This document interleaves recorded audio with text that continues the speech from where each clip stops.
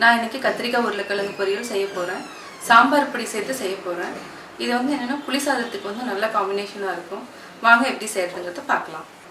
நம்ம இன்னைக்கு கத்திரிக்காய் உருளைக்கிழங்கு பொரியல் செய்ய போகிறோம்.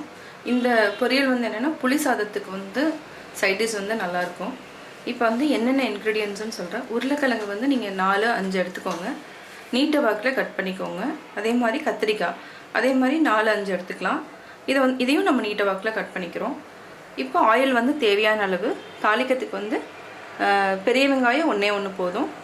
சாம்பார் தூள், சக்தி மசாலா இல்லைன்னா வந்து ஆச்சி மசாலா எது உங்களுக்கு வந்து நீங்கள் யூஸ் பண்ணிட்டு இருக்கிறியோ நீங்கள் அது போட்டுக்கலாம்.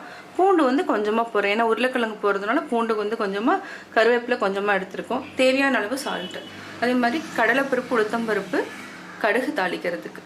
இதுதான் தேவையான பொருட்கள். இப்போ எப்படி சேர்த்துங்கிறத பார்க்கலாம். கடுகு பற்ற வச்சிடலாம். ஆயில் ஊற்றிக்கலாம். எவ்வளோ தேவையோ நீங்கள் அவ்வளோ ஊற்றிக்கலாம். 2 டேபிள் ஸ்பூன் போதும். அடுத்தது கடுகு போடணும். கடுகு போட்டுட்டோம். அடுத்து கடலைப்பருப்பு, உளுத்தம்பருப்பு கொஞ்சமாக இருந்தால் போதும். இது வந்து சீக்கிரமாக இந்த கப்பர் பாட்டம் வந்து எண்ணெய் காஞ்சிரும். இப்போ உடனே வெங்காயம் போட்டுடலாம். சிம்மில் வச்சே பண்ணுங்கள். எப்போவுமே காப்பர் பாட்டம் இருந்துச்சுன்னா நீங்கள் வந்து ஹை ஃப்ளேமில் வச்சிங்கன்னா சீக்கிரமாக அடி பிடிச்சிக்கும். ஆனியன் நல்லா ஃப்ரை ஆகிடுச்சு. இப்போ வந்து பூண்டு, கருவேப்பிலை போடுறோம். இதையும் நல்லா ஃப்ரை பண்ணிக்கோங்க. ஃபஸ்ட்டு வந்து நம்ம வந்து உருளைக்கிழங்கு தான் வேக வைக்கணும் நல்லா. ஸோ ஃபஸ்ட்டு வந்து உருளைக்கிழங்கு தான் போடுறோம். நல்லா ஃப்ரை ஆகிடுச்சு. இப்போ உருளைக்கிழங்கு போட்டோன்னே லைட்டாக வந்து கொஞ்சம் ஹை ஃப்ளேமில் வச்சுக்கலாம், ஏன்னா இது வேகணும். உருளைக்கிழங்கு வந்து நான் வந்து தோலோடு தான் போட்டிருக்கேன். ஏன்னா உருளைக்கிழங்கு வந்து தோல் தான் நம்மளுக்கு மருந்து. அதனால் தோலோடு சாப்பிட்டா தான் உடம்புக்கும் நல்லது. உருளைக்கிழங்கு நம்ம அவாய்ட் பண்ணுறோம். பட் என்னென்னா குழந்தைங்களுக்கு தோலோடு கொடுத்தா, இந்த தோலுமே வந்து என்னென்னா மெடிசினல் தான். தாராளமாக தோலோடு சாப்பிட்லாம்.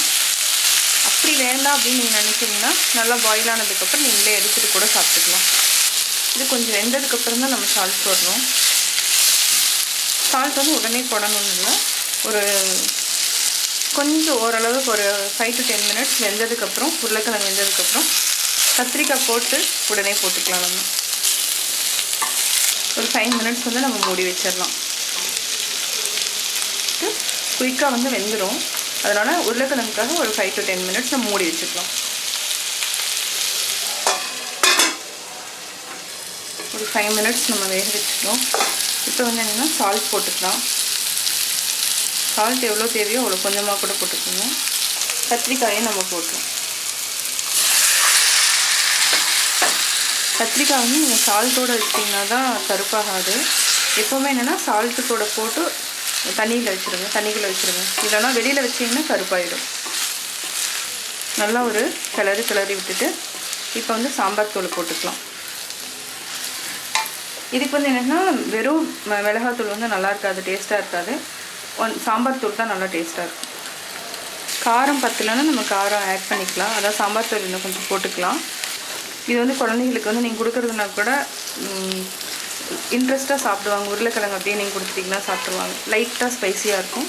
இது இருந்தாலும் நல்லா சாப்பிடுவாங்க குழந்தைங்க. நல்லா சாம்பார் தூள் நல்லா மிக்ஸ் ஆகிடுச்சு.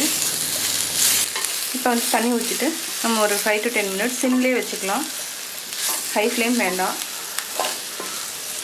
தண்ணி ஊற்றிட்டு மூடி வச்சுக்கலாம். ஒரு 1/2 டம்ளர் ஊற்றிடுங்க. உருளைக்கிழங்கு, கத்திரிக்காய் ரெண்டும் சேர்ந்து நல்லா வெந்துடும். ஒரு 5 to 10 minutes அப்புறம் நம்ம எடுத்துக்கலாம். அது வரைக்கும் நல்லா வேகட்டும். 5 to 10 minutes ஆகிடுச்சு. இப்போ பாருங்கள் நல்லா வெந்துடுச்சு. ரெண்டுமே உருளைக்கிழங்கு வெந்துடுச்சு, கத்திரிக்காயும் வெந்துடுச்சு அப்படின்னு நீங்கள் தெரிஞ்சுக்கணுன்னா உடச்சி பாருங்கள். அப்படியே லைட்டாக பண்ணி பார்த்தீங்கன்னா நல்லா வெந்திருக்கும். ரெண்டாக வந்து உடனே பிரேக் ஆகும். இது வந்து நீங்கள் லிக்விடாக ஒரு மாதிரி கிரேவி மாதிரி வேணுனாலும் யூஸ் பண்ணிக்கலாம். லைட்டாக இது மாதிரி இது வந்து பொரியலாகவும் யூஸ் பண்ணிக்கலாம். இப்போ வந்து ஆஃப் பண்ணிடலாம். ரெடி ஆகிடுச்சு. இப்போ சுவையான கத்திரிக்காய் உருளைக்கிழங்கு பொரியல் ரெடி. நான் எப்படி பண்ணினேங்கிறத பார்த்துருப்பீங்க. கட்டாயம் உங்களுக்கு பிடிச்சிருக்கும். பிடிச்சிருந்தா லைக் பண்ணுங்கள், மறக்காமல் சப்ஸ்கிரைப் பண்ணுங்கள்.